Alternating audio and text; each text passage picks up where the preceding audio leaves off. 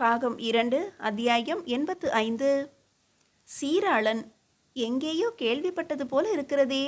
புலவர் ஓவியன் தோளில் கை போட்டு மெல்லிய வியப்போடு பேசினார். ஆமாம், இந்த சீராளனை வைத்தும் ஒரு கதை இருக்கிறது. என்ன கதை? எனக்கு தெரியவில்லையே. ஒரு பல்லவ தளபதியின் கதை. அவர் சிவனடியார். அவர் சீராளன் என்கின்ற தன்னுடைய மகனை அறிந்து வாசலில் வந்து நின்று மனிதக்கறி கேட்ட இறைவனுக்கு படைத்தார். அடே அப்பா, அப்படியும் ஒரு கதை இருக்கிறதா? ஆமாம், நீங்கள் எழுந்து நில்லுங்கள். ஏன்? சாளுக்கிய வீரர்கள் வருகிறார்களே. சாளுக்கிய வீரர்கள் வந்தால் நாம் எழுந்து நிற்க வேண்டுமா?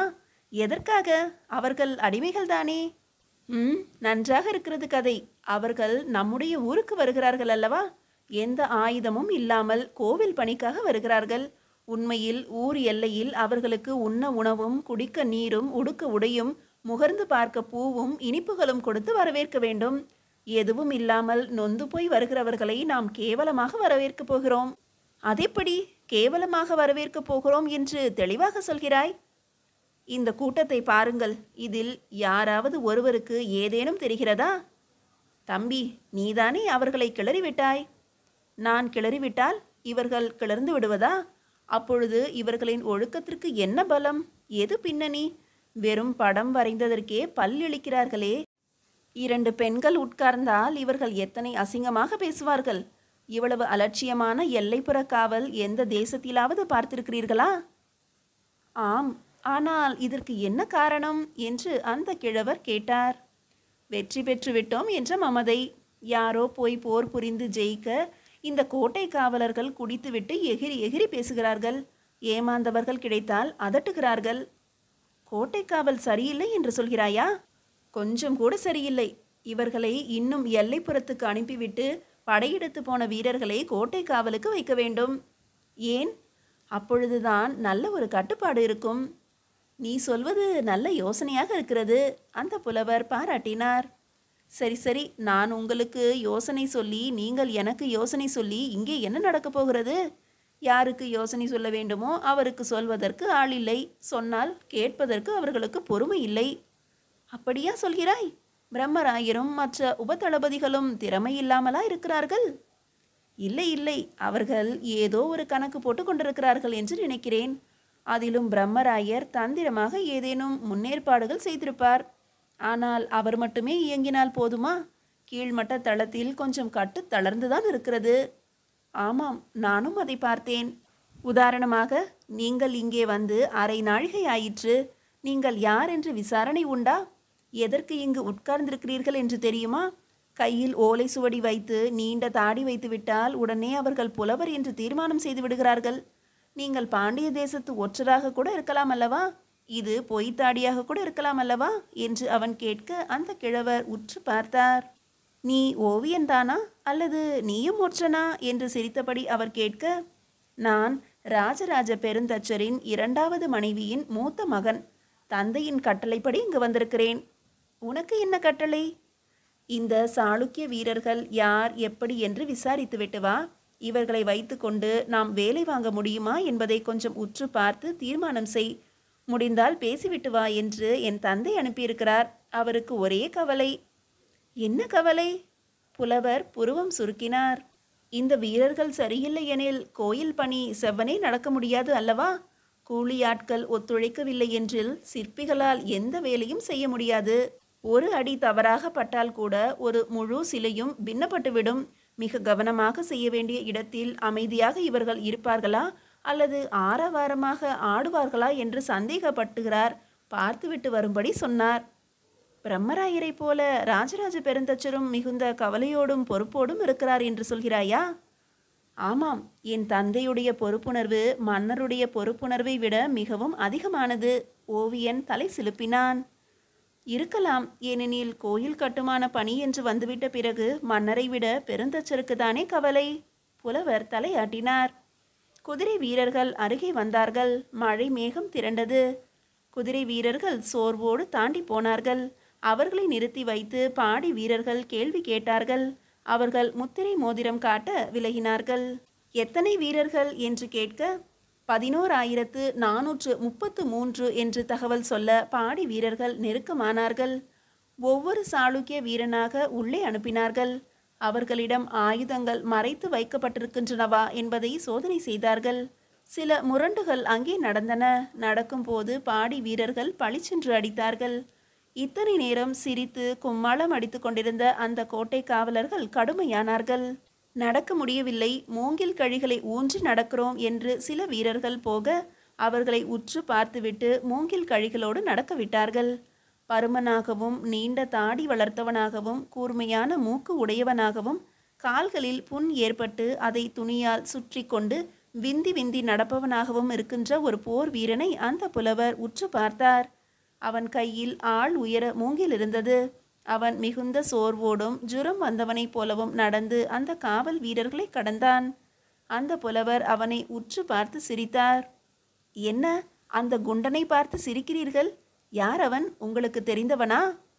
அவனுடைய உடம்பை பார்த்தால் அந்தணனைப் போல இருக்கிறதே என்று சிரித்தேன். இதென்ன, அந்தணருக்கு என்று தனியாக உடம்பு இருக்கிறதா? ஆமாம், போர் செய்யாமல் யாகத்தீயில் காய்ந்த உடம்பு வேறு விதமாக இருக்கும். யாகத்தீயில் உட்கார்ந்தவனுக்கு பசி அதிகமாக இருக்கும். அப்படி பசியோடு இருப்பவன் வேகமாக சாப்பிடுவான். அதனால் அவனுக்கு மேல் வயிறு அதிகமாகவும் பிருஷ்டத்தில் அதிக சதைகளும் இருக்கும். அவன் யாகம் செய்து சோறு தின்பவன். அதே சமயம் ஆயுத வேலைகளும் அவன் பழகி இருக்க வேண்டும்.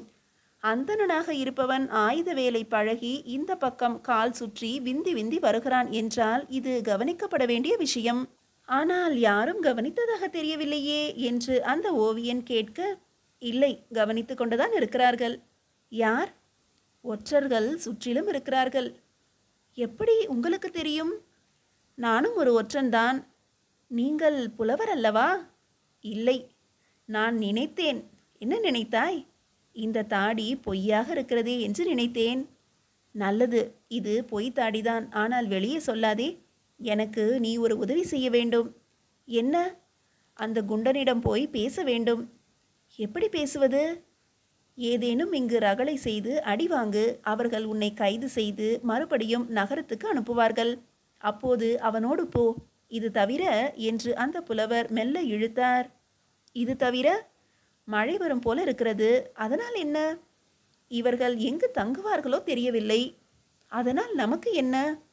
இந்த நேரம் இவர்கள் கோபமாக இருப்பார்கள். நல்ல உணவும் சரியான இடமும் படுத்து தூங்க வசதியும் இல்லாததால் கோபம் அடைவார்கள். அந்த கோபத்தில் இவர்கள் அதிகம் பேசக்கூடும். அப்போது நீ அருகில் இருந்து இவர்கள் என்ன பேசுகிறார்கள் என்று எனக்கு தெரிவிக்க வேண்டும். ஓ, ஒற்றருக்கு நான் ஒற்றர் வேலை பார்க்க வேண்டுமா? எனக்கு வேறு வேலை இல்லை என்று நினைத்தாயா? நான் குடந்தைக்கு போக வேண்டும். ஓவியங்களுக்கான துணிகளை சேகரித்து வர வேண்டும். இது என் கட்டளை. நான் சொன்னதை செய். எனக்கு கட்டளையிட நீங்கள் யார்? சீராளா, நான் உனக்கு கட்டளையிட உரிமையுள்ளவன்.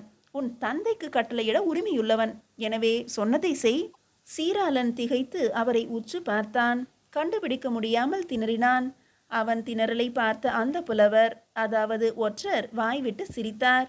அந்த சிரிப்பு சட்டென்று சீராளனுக்கு ஏதோ ஞாபகப்படுத்தியது. மன்னரா என்று உரத்து கத்த அவர் உஸ் என்று அவன் வாய் மீது விரல் வைத்து அழுத்தினார். சொன்னதை செய், கத்தாதே. உடையாரை இத்தனை அருகில் நின்று பார்ப்பேன் என்று நான் நினைக்கவே இல்லை. உங்களுக்கு அருகே இவ்வளவு நேரம் உட்கார்ந்திருந்தது எவ்வளவு பெரிய பாக்கியம். சீராளா, பரஸ்பரம் பாராட்டி கொள்ள இது நேரம் இல்லை. போய் ஏதேனும் ரகளை செய். நீயும் நானும் வேறொரு நேரத்தில் அருகருகே உட்கார்ந்து வெகு நேரம் வேலை செய்ய போகிறோம். நிறைய ஒருவரை ஒருவர் தெரிந்து கொள்ளப் போகிறோம். இப்பொழுது இந்த போர் வீரர்களை பற்றிய கவலை எனக்கு அதிகம் இருக்கிறது. குறிப்பாய் அந்த குண்டனை பற்றிய கவலை. உடனடியாக உன் உதவி வேண்டும். ஐயா, எந்த பாதுகாப்பும் இல்லாமல் இப்படி தனியே இருக்கிறீர்களே? இல்லை, என் பாதுகாப்புக்கு எனக்கு உடைவாள் இருக்கிறது. நீ கவலைப்படாதே. மறுபடியும் உங்களை நான் எங்கு சந்திப்பது? நீ சந்திக்க வேண்டாம் சீராளா, நான் உன்னை சந்திப்பேன். போய் கலவரம் செய். ஓவியன் எழுந்தான். ஒரு சாளுக்கிய வீரனிடம் போய் நலமா என்று கேட்டான். அந்த சாளுக்கிய வீரன் திரும்பி நிற்க, உங்களைத்தான். நலமா? எப்படி இருக்கிறீர்கள்? உங்கள் ஊர் கோயிலுக்கு நான் வந்திருக்கிறேனே என்று உரக்க சொன்னான். அவன் திகைத்து பார்க்க பாடிக்காவல் வீரன் ஓவியனை சற்று பின்னே நகர்த்தினான். அடே, நான் பேசிக்கொண்டிருக்கும் பொழுது என் மீது கை வைத்து ஏன் பின்னே நகர்த்துகிறாய்? அங்கு கலவரம் துவங்கியது. பாடிக்காவல் வீரன் மறுபடியும் பின்னால் அவனை நகர்த்த ஓவியன் முன்னேறி சட்டென்று அந்த வீரனை அடித்தான். அங்கே கை கலப்பு ஏற்பட்டது. ஒரு வீரன் பாய்ந்து ஓவியனை அழுத்தி அவன் முகத்தில் அடித்தான். கொண்டு போய் மறுபக்கம் குவிந்திருந்த சாளுக்கிய வீரர்களிடம் தள்ளினான். நகரத்தை விட்டு நீ வெளியே போக முடியாது, உன் மீது விசாரணை இருக்கிறது என்றான். ஓவியன் மறுபடியும் திமிர ஒருவன் வேகமாய் வந்து ஓவியன் காலில் பிரம்பால் அடித்தான். அடித்த இடத்திலிருந்து இரத்தம் வந்தது. புலவர் எழுந்து பார்த்துவிட்டு மறுபடியும் வடக்கு நோக்கி நடந்தார். மீதியை அடுத்த அத்தியாயத்தில் காணலாம். அத்தியாயம் 86. எந்த பாதுகாப்பும் இல்லாமல் மன்னர் உடையார் ஸ்ரீ ராஜராஜ தேவர் வடக்கு நோக்கி தனியே நடந்து போவதை பார்த்து அந்த ஓவியனுக்கு ஒரு சிறிய கலவரம் ஏற்பட்டது. பாடிக்காவல் வீரர்களில் எவரேனும் ஒருவரை உலுக்கி அங்கே போவது மன்னர், பின்னால் அவர் அறியாமல் பாதுகாப்புக்கு போ என்று சொன்னால் என்று தோன்றியது. ஆனால் மன்னருக்கு தான் என்ன செய்கிறோம் என்று தெரியும். அவர் கவலை இல்லாமல் நடந்து போய்க் கொண்டிருக்கிறார். ஓவியனை பின்கை கட்டி பாடிக்காவல் வீரர்கள் அடிமை வீரர்களோடு சேர்த்தார்கள். மன்னர் சுட்டி காட்டிய அந்த குண்டோதரனிடமிருந்து 4 வீரர்கள் தள்ளி ஓவியன் நின்று கொண்டான். தலை குனிந்து மிகுந்த அவமானப்பட்டவன் போல அவர்களோடு கலந்து நின்றான். யார் நீ? என்ன தேசம்? அருகே இருந்த வீரன் கேட்க, நான் சோழ தேசம்தான் என்றான் ஓவியன். பிறகு உன்னை ஏன் இப்படி மாடு போல அடிக்கிறார்கள்? இந்த பாடிக்காவல் ஆட்கள் முட்டாள்கள், இவர்களுக்கு தாங்கள் என்ன செய்கிறோம் என்று ஒருபோதும் தெரிவதில்லை என்றான் ஓவியன். நீ இங்கு என்ன தொழில் செய்கிறாய்?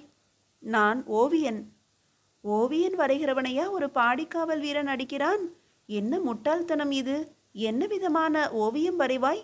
சிற்பம் செதுக்குவதற்கு முன்பு அந்த செதுக்கிய சிற்பம் ஓவியமாக வரையப்பட வேண்டும். மாதிரி ஓவியங்கள் வரைவதற்காக நான் பயிற்சி எடுத்துக்கொண்டு இருக்கிறேன். என் தாயும் தந்தையும் அதில் வல்லவர்கள். ஆஹா, உயர்குடி பிறப்பல்லவா? வேலை தெரிந்தவர்கள் அல்லவா? உங்களுக்கே இந்த கதியா? ஏன் இப்படி நடக்கிறது சோழ நாட்டில்? அந்த சாளுக்கிய வீரன் உரக்க கூறினான். என்ன செய்வது? பல்வேறு யுத்தங்களில் ஜெயித்து பல்வேறு வெற்றிகளை கொண்டு வந்து சோழ மன்னர் காலடியில் கிடத்தி பொன்னும் பொருளும் வாரி வந்து அவைகளையும் கடைபரப்பி கடந்த 10 வருடங்களாக மக்களால் கொண்டாடப்பட்டு வருகிறார்கள். அதனால் என்ன? யார் வேண்டுமானாலும் யாரை வேண்டுமானாலும் அடித்து விடலாமா? எங்கள் தேசத்தில் பாடகர்களுக்கும் நடனம் ஆடுபவர்களுக்கும் ஓவியர்களுக்கும் சிற்பிகளுக்கும் மிகுந்த மரியாதை. நீ மேலை சாளுக்கியனா? ஆமாம். நன்றாக தமிழ் பேசுகிறாயே. 3 வருடம் கைது செய்யப்பட்டு திருவொற்றியூரில் இருந்தவன் அல்லவா? தமிழ் பேசுவதற்கு என்ன கேடு? வேறு என்னதான் அங்கு கற்றுக்கொள்வது? அப்படியென்றால் குடும்பத்தை பிரிந்து 3 வருடம் ஆயிற்றா? 4 வருடம் ஆயிற்று. முதல் வருடம் என்ன செய்து கொண்டிருந்தாய்? வீட்டிலிருந்து என்னுடைய தேசத்தின் எல்லைக்கு நடத்தி அழைத்து வரப்பட்டேன். 10 நாட்கள் பயணம் செய்து எல்லையில் நின்று பல்வேறு கிராமங்களிலிருந்து வீரர்கள் வர, அங்கிருந்து படையெடுத்து மேல்பாடிக்கு வர, அங்கு சோழ வீரர்களால் தாக்கப்பட்டோம், தடுத்து நிறுத்தப்பட்டோம். ஓ, போர் வெகுநேரம் நீடித்ததா? இல்லை, 1/4 நாழிகை போர் அது. எப்படி நடந்தது அந்த போர்? ஓவியன் ஆர்வமுடன் கேட்டான். மேல்பாடிக்கு 2 கல் தொலைவில் சோழ வீரர்கள் எதிர்கொண்டார்கள். கைகலப்பு முடிந்த சில நிமிடங்களில் எக்காளம் ஊதப்பட்டது. சோழ வீரர்கள் மிக வேகமாக பின்னடைந்தார்கள். தோற்றுவிட்டதைப் போல தலை தெறிக்க ஓடினார்கள். நாங்கள் குதூகலம் அடைந்தோம். நாங்களும் துரத்தி கொண்டு ஓடினோம். தண்ணீர் இல்லாத ஒரு ஆற்றில் இறங்கி சோழ வீரர்கள் ஓட அவர்களை நாங்கள் துரத்தினோம். ஆனால் 2 கல் தொலைவு போனதும் மேல்பாடி எல்லையில் சட்டென்று நின்று கொண்டார்கள். பிறகு 2 கரைகளிலும் வீரர்கள் தோன்றினார்கள். 1,00,000 வீரர்களை எதிர்கொள்ள வேண்டிய நாங்கள் ஓடி வந்து 3,00,000 வீரர்களை எதிர்கொண்டோம். 1/4 நாழிகை அங்கு யுத்தம். யுத்தம் ஆரம்பித்த உடனேயே தெரிந்துவிட்டது நாங்கள் தவறு செய்து விட்டோம் என்று. துரத்தி ஓடி இருக்கக்கூடாது என்று புரிந்துவிட்டது. சோழ வீரர்களின் தந்திரத்தை புரிந்து கொள்ளக்கூடிய சேனாதிபதி எங்களில் இல்லை. வெறுமனே குடித்துவிட்டு கூடும் வெறியோடு தான் இருந்தார்கள். எங்களில் சிலருக்கு இதில் மிகுந்த வருத்தம். நல்ல தலைமை இல்லையே என்கின்ற வேதனை. எனவே சோழ வீரர்கள் அதட்டியவுடன் வாட்களை கீழே போட்டுவிட்டு குத்திட்டு உட்கார்ந்து அழத் துவங்கிவிட்டோம். அழுத வீரர்களை சோழர்கள் தனியே அப்புறப்படுத்தி உட்கார வைத்து கஞ்சியும் துவையலும் கொடுத்து சமாதானப்படுத்தினார்கள். எதிர்த்தவர்களையும் வீரம் பேசியவர்களையும் மட்டும் கசையால் அடித்தார்கள். சிறு சிறு குழுக்களாக பிரித்து திருவொற்றியூருக்கு அழைத்து போனார்கள். அங்கு கடற்கரை மணலில் சவுக்கு கட்டைகளால் மிக பெரிய வேலி போட்டு திறந்த வெளி சிறைச்சாலை அமைத்தார்கள். எப்போதுமே திறந்த வெளியிலா இருந்தீர்கள்? ஓவியன் கேட்டான். ஆமாம், கைதிகளுக்கு கூரை போட்டு கட்டிலும் மெத்தையும் போட்டு யாரேனும் கொண்டாடுவார்களா? வேளைக்கு உணவு கிடைக்கிறதே, அதுவே பெரிய விஷயம். மேலை சாளுக்கிய சிறையில் உணவில்லாமல் மடிந்த வீரர்களின் கணக்கு அதிகம் உண்டு. ஓவியன் அதை கேட்டுவிட்டு பயத்தால் மெய் சிலிர்த்தான். அதிக வீரம் பேசுகிறவர்களை எதிர்த்து ஆர்ப்பாட்டம் செய்கிறவர்களை நாங்கள் அடித்து தனி கொட்டடியில் போட்டுவிடுவதும் உண்டு. பல நாட்கள் உணவும் தண்ணீரும் இல்லாமல் ஆள் அரவமே இல்லாமல் வைத்து விடுவது உண்டு. 5 நாள் 6 நாள் பொறுத்து உயிரோடு இருந்தால் திறந்து அவனை மற்ற கைதிகளோடு விடுவோம். இல்லையேல் பிணமான அவனை தூக்கி எறிவதுண்டு. ஆனால் சோழ தேசத்தில் அவ்விதம் நடக்கவில்லை. வயிறு வாடாமல் கவனித்து கொண்டார்கள். அதிக உணவு பரிமாறவும் இல்லை. அதற்காக பட்டினி போடவும் இல்லை. நீர் ஆகாரமாக கொடுத்தார்கள். பழங்கள் காய்கறிகள் என்று கொட்டினார்கள். கீரை கலந்த கம்பங்கூழும் அரிசி சோறும் கிடைத்தன. 3 முறை உடையார் ஸ்ரீ ராஜராஜ தேவரின் பிறந்த நாளுக்கு பாயாசம் சாப்பிட்டோம். இங்கு இருக்கிற எல்லோருமே மேலை சாளுக்கியத்தை சேர்ந்தவர்களா? இல்லை, சரியாக தெரியவில்லை. இங்கு வந்து மிக நெருக்கமான பழக்கமுடையவர்களும் இருக்கிறார்கள். பாண்டியர்கள் உண்டா? எதற்கு கேட்கிறாய்? நீ பேசுவதை பார்த்தால் ஒற்றன் போலல்லவா இருக்கிறது. இல்லை, பாண்டியர்களோடு எங்களுக்கு ஜென்ம பகை. அதனால் என்ன? அவர்களோடு பேசவும் பழகவும் நான் கூச்சப்படுகிறேன். ஓவியன் குமுறலாக பேசினான். எல்லோரும் மனிதர்கள்தானே? இல்லை, பாண்டியர்களை நான் அவ்விதம் நினைக்கவில்லை. தவறு. இது வெறும் சோழ திமிர். இல்லை இல்லை, 3 வருடம் சிறையில் சோழர்களுக்கு அருகே இருந்தும் ஏன் உன்னால் சோழர்களை புரிந்து கொள்ள முடியவில்லை? காரணம், சோழ வீரர்கள் உன்னை பாண்டிய வீரர்களுக்கு அருகே அனுப்பியிருக்க மாட்டார்கள். பாண்டிய வீரர்கள் உனக்கு தெரியாமல் போய்விட்டது. மேலை சாளுக்கிய கீழே சாளுக்கிய வீரர்களோடு தான் நீ இருந்திருக்கிறாய். அப்படி என்ன பாண்டிய வீரர்கள் மோசமாகிவிட்டார்கள்? பாண்டியர்கள் துரோகிகள், சத்தியத்திற்கு கட்டுப்படாதவர்கள். தோற்றுவிட்டோம் என்று தெரிந்ததும் ஆற்றங்கரையில் வாளை போட்டுவிட்டு உட்கார்ந்து விட்டாய். உன்னை சோழ வீரர்கள் மரியாதையாக நடத்தினார்கள். பாண்டிய வீரர்கள் வாளை போட்டுவிட்டு உட்கார்ந்திருப்பார்களா? நேரம் கிடைக்கும் போது வாளை பறித்து கொண்டு முதுகில் குத்திவிட்டு ஓடுவார்கள். ஆனால் மேலை சாளுக்கிய வீரர்கள் பல பேரை விடுவித்ததாக சொன்னார்களே. ஆமாம், இளவரசர் ராஜேந்திரர் அவ்விதம் பல முறை கூறினார். எங்களுக்குத்தான் போக இஷ்டமில்லை. ஏன்? மேலை சாளுக்கியத்தில் சோழ தேசத்து மந்திரிமார்கள்தான் ஆட்சி செய்கிறார்கள். அவர்கள் வசம் தன்னை ஒப்படைத்த சாளுக்கிய குடும்பத்தை தான் அரச பதவியில் உட்கார வைத்திருக்கிறார்கள். அங்கு போய் பெண்டு பிள்ளைகளுக்கு முன்னால் சோழ அதிகாரிகளுக்கு கை கட்டி நிற்பதை விட இங்கு கைதியாக இருப்பது உத்தமம் என்று நிற்கிறோம். பெண்டு பிள்ளைகளை பார்க்கின்ற ஆசை இல்லையா? இருக்கிறது. வயல்களை பார்க்கும் பொழுதெல்லாம் என் வயல்தான் ஞாபகம் வருகிறது. ஓ, நீ வேளாளனா? இல்லை, நான் கல்தச்சன். என்ன? ஓவியன் திகைத்தான். ஆமாம், கருவறை வேலை செய்வதில் எனக்கு தேர்ச்சி உண்டு. பிறகு ஏன் ஆயுதம் தாங்கினாய்? வேறு வழியில்லை. ஆண்களாக இருப்பவர்கள் அத்தனை பேரும் ஆயுதம் தாங்கி போர் முனைக்கு வர வேண்டும் என்று உத்தரவிடப்பட்டது. நிறைய கிழவர்கள் வெகு தொலைவு நடந்து தொடர முடியாமல் சுருண்டு சுருண்டு விழுந்தார்கள். ஆங்காங்கே அவர்களை தகனம் செய்துவிட்டு வந்துவிட்டோம். சாளுக்கிய தேசம் சிதிலமாகிவிட்டது என்று நினைக்கிறாயா? முற்றிலுமாய் சிதிலமாகிவிட்டது. சாளுக்கிய தேசத்தின் சந்தோஷம் அறவே போய்விட்டது. இனி அந்த சந்தோஷம் திரும்புவதற்கு 50 அல்லது 60 வருடங்கள் பிடிக்கும். நீ உன் ஊருக்கு போய் உன்னுடைய வேலையை செய்யலாமே. யார் செய்வார்கள்? செய்வதற்கு ஆட்கள் யார் இருக்கிறார்கள்? காசு யார் தருவார்கள்? மன்னர்கள் எல்லாம் காட்டிற்குள் ஒளிந்திருக்க, இருக்கிற மன்னர் சோழ தேசத்தின் தயவில் இருக்க, எங்கே என்ன கல் தச்சு வேலை கடக்கும்? நான் கிளம்புகிற போது அரண்மனையில் இருக்கின்ற கழிவறைகளை சுத்தம் செய்துவிட்டு வேறு கல் விட்டு வந்தேன். அதுதான் நான் செய்த கடைசி கல் தச்சு வேலை. கோயில் வேலை செய்திருக்கிறீர்களா? ஓ, பல முறை செய்திருக்கிறேன். சிவலிங்க பிரதிஷ்டையா? எல்லாமும் தான். நான் அதிகம் செய்தது காளி பிரதிஷ்டை. குறிப்பாய் ரேணுகா தேவி கோயில்கள் அதிகம் செய்திருக்கிறேன். தோள் வரை மட்டுமே இருக்கின்ற அம்மனை அதிகம் ஸ்தாபித்திருக்கிறேன். உன் பெயர் என்ன? விகர்ணன். உங்களை சோழ தேசம் இனிதே வரவேற்கிறது. ஓவியன் கை கூப்பினான். விகர்ணன் வாய்விட்டு சிரித்தான். நீ ஒரு கைதி, நானும் ஒரு கைதி. இங்கு வரவேற்பு என்ன வேண்டி கிடக்கிறது? தஞ்சைக்குள் காலடி எடுத்து வைத்ததும் என்னை விடுவித்து விடுவார்கள் என்றான் ஓவியன். இந்த அடி அடித்திருக்கிறார்கள் உன்னை, எப்படி சொல்கிறாய்? எங்கள் ஆட்கள் நான் கைதாகி நடந்து வருவதை பார்த்தால் கோபித்துக் கொள்வார்கள், பொங்கி எழுவார்கள். வீரர்களை பலார் என்று அறிந்து என்னை விடுவித்து விடுவார்கள். சோழ வீரர்களை அடிப்பதற்கு ஆட்கள் இருக்கிறார்களா? பாடி காவல் ஆட்களை வீரர்கள் என்று நான் சொல்ல மாட்டேன். வெறும் காவல்காரர்கள், முட்டாள்கள். சோழ வீரர்கள் அப்படி நடந்து கொள்வதில்லை. ஆமாம், நானும் பார்த்தேன். எங்களோடு வந்த சோழ வீரர்களை காணோமே. அவர்கள் எல்லைப்புறத்திலேயே நின்று விட்டார்கள். இப்பொழுது நாம் தஞ்சைக்குள் நடந்து கொண்டிருக்கிறோம் என்றான் ஓவியன். எனக்கு சோழ வீரர்களில் நல்ல நண்பர்கள் இருந்தார்கள். எல்லைப்புறத்திலிருந்து எங்கே போவார்கள்? அவரவர் கிராமம் இருக்கிறதல்லவா, அங்கு போய் பெண்டு பிள்ளைகளை பார்க்க வேண்டுமல்லவா? பிறகு அங்கேயே தங்கி விடை பெற்று போக தயாராக இருப்பார்கள். ஒருவேளை உடையார் ஸ்ரீ ராஜராஜ தேவரை சந்தித்துவிட்டு போவார்களோ? விகர்ணன் ஆவலோடு கேட்டான். இது 3ஆம் முறையாக உடையாரை பற்றி பேசுகிறாய். உனக்கு அவர் மீது என்ன அத்துணை பிரியம்? கோயில் கட்டுகிறாராமே, அதனால்தான். ஆமாம், மிக பெரிய கோயில், 7 பனை உயரம். எதற்காக ஒரு தேசத்தில் 7 பனை உயரத்தில் ஒரு கோயில் கட்ட வேண்டும்? விகர்ணன் கேட்க ஓவியன் கோபமானான். மீதியை அடுத்த அத்தியாயத்தில் காணலாம்.